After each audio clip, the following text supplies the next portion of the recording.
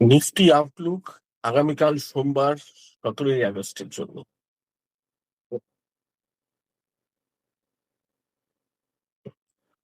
আমরা প্রথমে একটু ডেইলি চার্টে অ্যানালিসিস করে দেখি।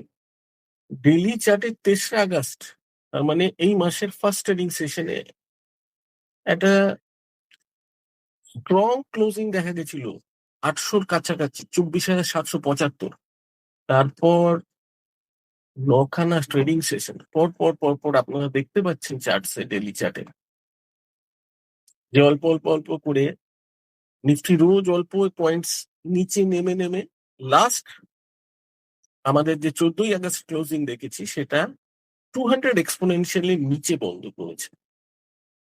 তো 23 আগস্টের পর প্রতিটা ট্রেডিং সেশনই মার্কেট নিচে এসছে অল্প হলেও, এবং 14 আগস্ট 200 এক্সপোনেনশিয়ালি নিচে এসে বন্ধ করে।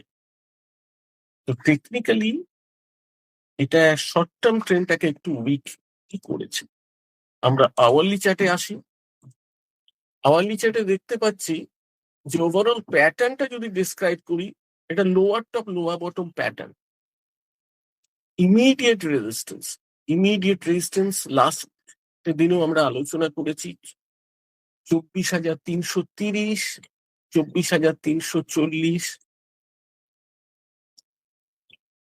এই পজিশনটা ইমিডিয়েট রেজিস্ট্যান্স, এর ওপর যদি প্রাইস সাস্টেন করে ধীরে ধীরে এবং 24,470-এর ওপর যায়, তো এই দুটো খুব ক্রুশিয়াল পয়েন্ট, 24,440, 24,470, এর ওপর আওয়ারলি ক্লোজিং যদি আমরা পাই 470-এর ওপর, তাহলে কিন্তু একটা মোটামুটি নিফটি আমরা ভাবতে পারি 24,600-র কাছাকাছি যাবে, প্রোভাইডেড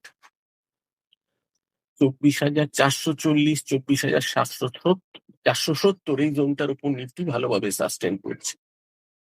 অপরদিকে 24,300 আগামীকালের জন্য একটা ক্রুশিয়াল সাপোর্ট।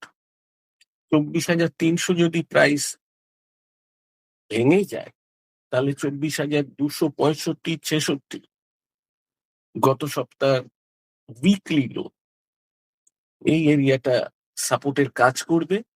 এইটা যদি ব্রেক করে সেক্ষেত্রে কিন্তু নিফটি 24,180, 24,150, 140 এই লেভেলটা অব্দি কিন্তু চলে আসতে পারে।